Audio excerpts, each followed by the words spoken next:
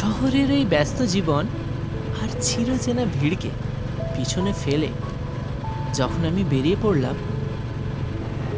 তখন মাথায় শুধু একটাই কথা ছিল, রাস্তায় আমার সঙ্গী আর নতুন কিছু এক্সপ্লোর করার নেশাটা আমার রাইডিং ফোর্স। হেলমেটের ভেতর থেকে বেরিয়ে যখন প্রথম ঠান্ডা হাওয়াটা আমাকে ছুঁয়ে গেল, বুঝলাম আমি পৌঁছে গেছি উড়িষ্যার এই ঘন জঙ্গলের ভেতরে লুকিয়ে থাকা এক অচেনা শান্তির খোঁজে। অচেনা পথ, কিন্তু গন্তব্য জানা থাকলে প্রতিটা মাইল উপভোগ করা যায়। পাহাড়ি নদীর ঠান্ডা জল আর পাথরের গায়ে চেপে থাকা ওই শব্দ আমাকে বলছিল প্রকৃতি তার অপূর্ব রূপ নিয়ে আমার অপেক্ষায় আছে। দেবকুণ্ড শুধু একটা জায়গা নয়, একটা অনুভূতি। তো চলো আজকের এই জার্নিতে আমার সাথী হয়ে যাও, and let's explore Debkunda.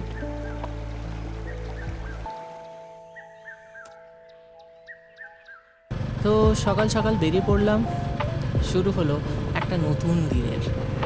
And আজকের গন্তব্য হচ্ছে উড়িষ্যার দেবকুণ্ড। খড়গপুরের এই চেনা রাস্তাগুলো কেমন যেন একটা অচেনা অচেনা লাগছে, কারণ মনের মধ্যে আছে শুধু একটাই অ্যাডভেঞ্চারের নেশা। রাস্তায় নামতেই ভিড়ের পালা, আর এই পাশে বড় বড় ট্রাকগুলো যখন পাস হয়, একটা আলাদাই অ্যাড্রিনালিন রাশ হয়।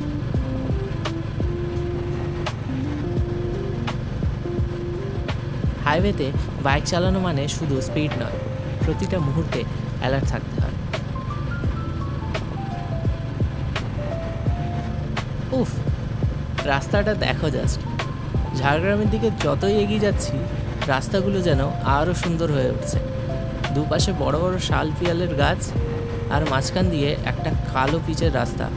রাইডিংয়ের রিয়েল মজাটা কিন্তু এই জঙ্গল রোডগুলোতেই পাওয়া যায়।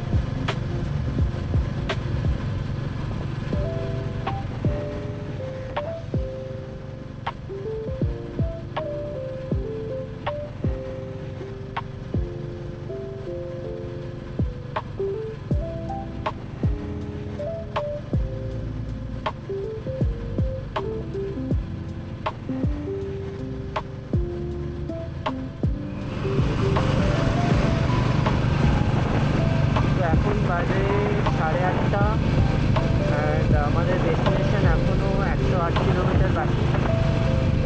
গুগল ম্যাপে দেখাচ্ছে 2 ঘন্টা 28 মিনিট লাগছে।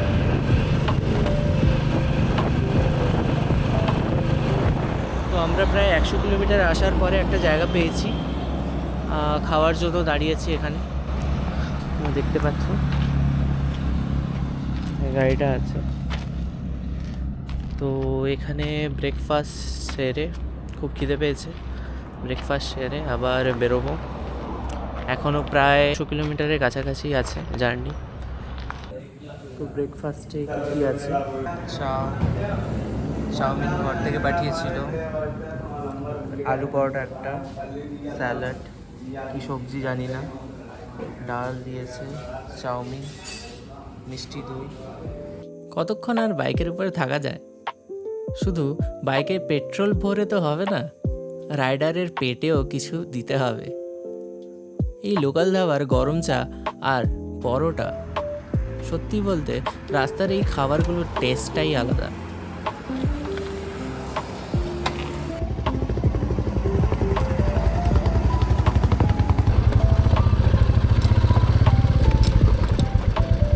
তো এখন বাজে ঘড়িতে প্রায় 9:30, খাওয়া দাওয়া কমপ্লিট। এখন প্রায় 100 কিলোমিটার এখনও আরও বাকি আছে। তো চলো যাওয়া যাক।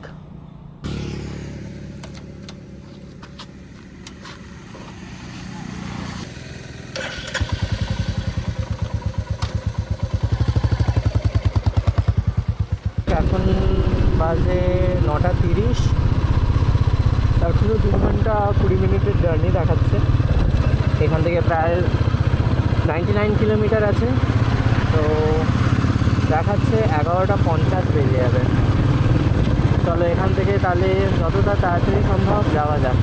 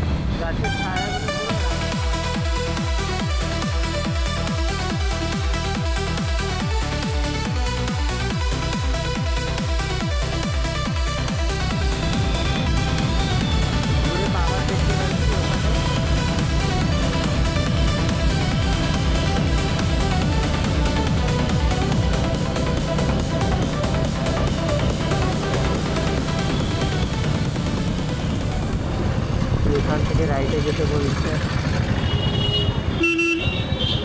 আচ্ছা, তো তারা गजब बेइज्जती है। বারিপাদা টাউন। ওকে, সব কিছু এখানে উড়িয়াতে লেখা আছে, কিছুই বোঝা যাচ্ছে না। কোনো কোনো জায়গায় ইংলিশে লেখা আছে, তা পড়া যাচ্ছে, আর বাকি কিছুই বোঝা যাচ্ছে না।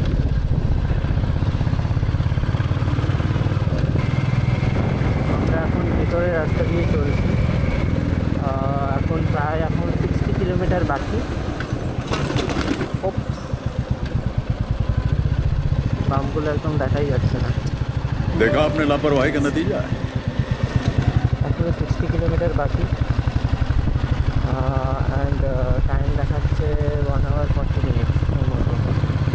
তো 60 কিলোমিটার যেতে এত টাইম লাগে না, যেহেতু আমরা দুটো দিয়েই যাচ্ছি, ওই জন্য মনে হয় টাইমটা লেগে যাবে।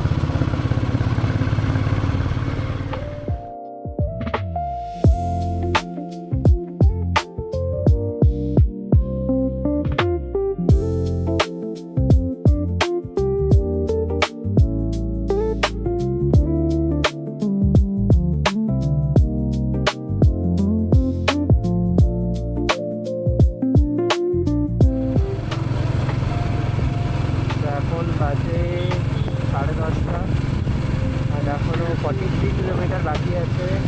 1 ঘন্টা আর 7 মিনিট দেখাচ্ছে রাস্তা। দারুণ view।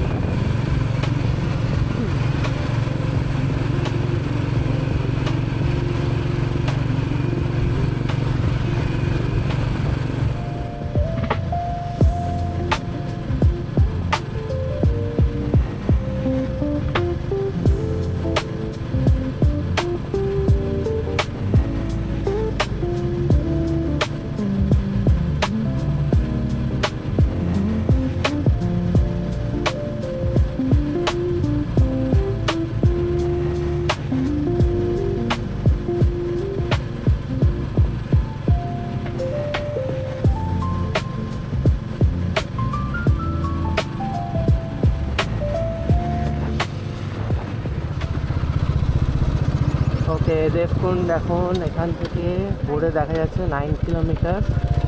চলো, ফাইনালি চলে এলাম খুব কাছে। আর বলতে গেলে 15 মিনিট টাইম লাগবে এখান থেকে। তো ফাইনালি ক্লিয়ার এখন দেখা যাচ্ছে। উপর দিকটা মনে হয় একটু মেঘে ঢাকা আছে, জানি না, কিন্তু সামনের দিকটা পুরো ক্লিয়ার। যতটা সামনে যাব আরও পরিষ্কার হতে থাকবে।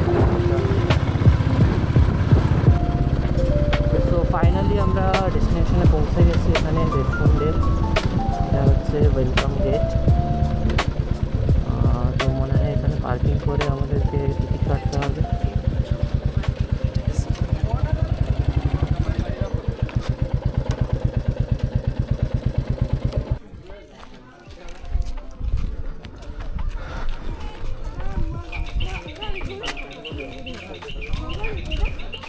সব ইলেকট্রিক ভেহিকালগুলো রাখা আছে। তো এখানে আমাদেরকে টিকিট কাটতে হবে। টিকিট কেটে তারপরে আমরা ভেতরে যাব।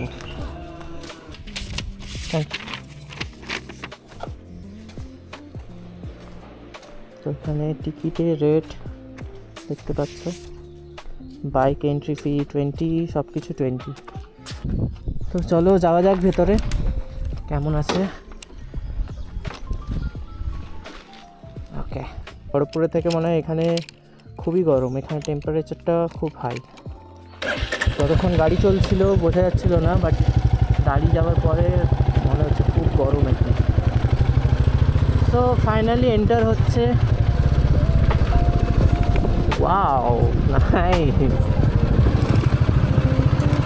একবার উঁচুতে উঠছি, একবার নিচুতে। চারিদিকে পুরো গাছ জঙ্গলে ভর্তি।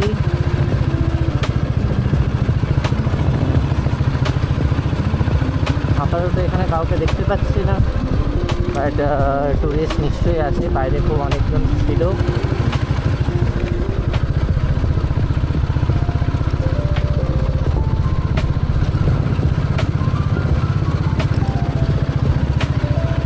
গেটের ভেতরে ঢুকে প্রায় অনেকটাই যেতে হচ্ছে গাড়িতে করে। তো ওই জন্য বাইরে কিছু ব্যাটারি চালিত কিছু গাড়ি ছিল, অ্যাভেলেবেল ছিল। যারা টুরিস্টরা আসছে, বাই কারে আসছে, তাদের কার তো এন্ট্রি হচ্ছে না, তাদেরকে এই ইলেকট্রিক গাড়িগুলোতেই তাদেরকে ভিতরে ঢুকতে হবে। নাহলে যদি হেঁটে হেঁটে যাওয়া যায়, হেঁটে হেঁটে অনেকটাই রাস্তা, তাই বেটার হবে যদি ওই গাড়িগুলোকে নিয়ে যাওয়া যেতে পারে। সামনে দেখতে পাচ্ছ এখানকার রিপাবলিক মোটরস, যারা বাইরে থেকে টুরিস্টরা আসছে এই গাড়ি ভাড়া করে যেতে পারে। যাওয়া আসা 70 রুপিস করে যাতায়াত।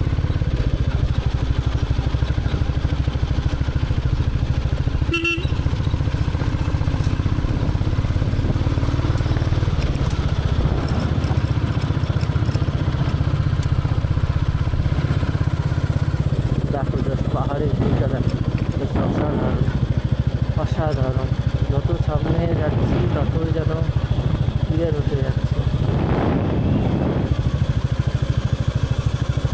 তো এখানে আমাদেরকে গাড়িটা এখানে পার্ক করে এরপরে ভিতরে হেঁটে যেতে হবে। গাড়িটাকে রাখা যাক তাহলে।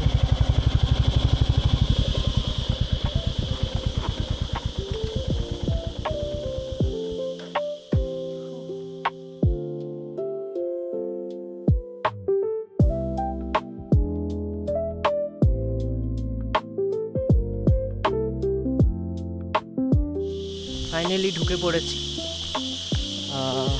গাড়িটা ওখানে আগে পার্ক করে ভেতরে ঢুকেছি। ওয়েদারটা ঠিকঠাকই আছে, সামনের ভিউটা জাস্ট দেখো। এখন জলের পরিমাণটা খুবই কম আছে, শীতকাল বা বর্ষাকালে অনেকটাই বেশি জল থাকে। দারুণ লাগছে। এখানে আসার পরে একটা জিনিস আমি নোটিস করছি, যেটা হলো সারাক্ষণ একটা আওয়াজ কানে আসছে, যেটা হলো ঝিঝি পোকার আওয়াজ। সারাক্ষণ চি চি চি চি একটা আওয়াজ আসছে। বাইকটা থামিয়ে যখন পায়ে হাঁটা শুরু করলাম, মনে হলো কোনো একটা অচেনা জগতে ঢুকছি। শহরের সব জ্বালা পেছনে ফেলে এখন শুধু আমি আর এই জঙ্গল। প্রতিটা নিঃশ্বাসে শুধু শুদ্ধ ঠান্ডা বাতাস।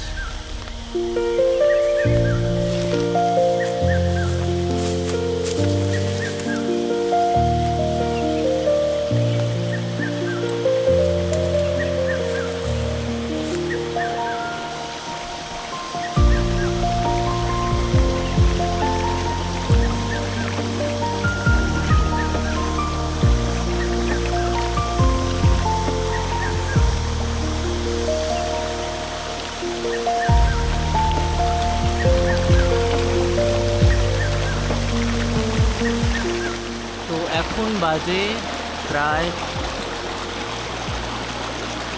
12টা। সকাল 7টার সময় বেরিয়ে এখন 12টার সময় আমরা ফাইনালি দেবকুণ্ডের এখানে চলে এসেছি। অ্যান্ড চারিদিকটা তোমরা দেখতে পারো কেমন ঝর্ণা বয়ে চলেছে সব জায়গায়। সকাল থেকে বেরিয়ে এত দূর এসে জার্নিটা জাস্ট বড্ড, আর কিছু না। এইখানে পৌঁছানোর পর থেকেই নিজেকে খুব ছোট মনে হচ্ছে। এই প্রতিটি পাথর যেন হাজার হাজার বছরের ইতিহাসকে বুকে নিয়ে দাঁড়িয়ে আছে। প্রকৃতি যতই নির্দয় হোক, তার এই শান্ত রূপ কিন্তু সত্যিই মুগ্ধ করার মতো।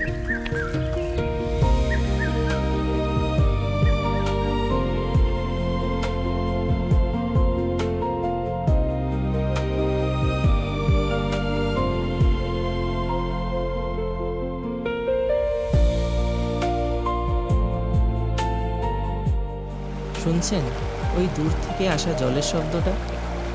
এই পাথুরিয়া নদীর ঠান্ডা জলের ধারাই আমাকে পথ দেখিয়ে নিয়ে চলেছে। এখন শরীরের ক্লান্তিটা যেন আর ফিল হচ্ছে না।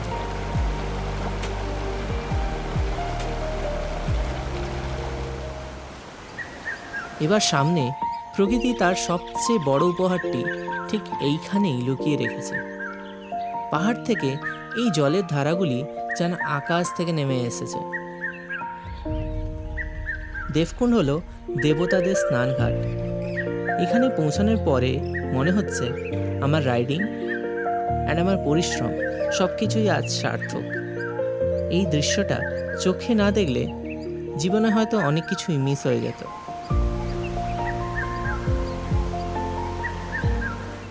তো এবারে আমরা যাচ্ছি সিঁড়ি দিয়ে উপরে। মন্দির আছে, একটা মন্দিরের দর্শন করতে যাচ্ছি। অনেকগুলো সিঁড়ি অতিক্রম করে যেতে হবে এখন। প্রায় 400খানা সিঁড়ি আছে এখানে। Let's see. খুব গরম, এমনিতেও প্রচুর গরম, প্রচুর হিট। খড়গপুর থেকে এখানে বেশি টেম্পারেচার এখানে। অবস্থা একদম খারাপ। যতটা ভেবেছিলাম সোজা, একদমই না। প্রচুর গরম, অনেক সিঁড়ি উপরে উঠতে হয়। ফাইনালি চলে এসেছি। প্রথমে সিঁড়ি উপর উঠতে হবে, তারপরে কিছুটা পরে নিচের দিকে সিঁড়ি আছে। তো যেমন উপরে উঠতে অনেক কষ্ট হয়েছে, তো নিচের দিকে সেরকম কিছু নেই। গণেশ ঠাকুরের মূর্তি আছে এখানে।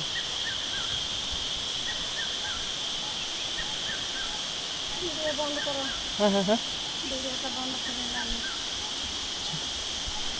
তো ওখানে উপরে গিয়ে একটা মন্দির ছিল, যেটা কি আমি ক্যামেরায় তুলে ধরতে পারিনি, কারণ কিছু ওখানে রেস্ট্রিকশন ছিল যে ওখানে ক্যামেরা অ্যালাউ নেই, ক্যামেরা ইউজ করা যাবে না। তো ওখানে বললো যে ক্যামেরা বন্ধ করতে, তো যার জন্য আমি পুরো রেকর্ড করতে পারলাম না। তো উপরে গিয়ে পুজো টুজো দিয়ে এখন নিচে যাচ্ছি। চলো একদম নিচে দেখা হচ্ছে। তো আমরা নিচের দিকে যাচ্ছি এখন। নিচের দিকে গিয়ে আমরা এবার ব্যাক করবো, back to home. So this was my first blog. যদি আপনাদের সবাই ভালো লেগে থাকে তাহলে অবশ্যই কমেন্টে জানান এবং চ্যানেলটিকে সাবস্ক্রাইব করুন। আর নেক্সট কোথায় যাওয়া যেতে পারে সেটা আমাকে জানান, অবশ্যই আমি সেখানে যাওয়ার চেষ্টা করব। আর চলো দেখা হচ্ছে নেক্সট ভিডিওতে।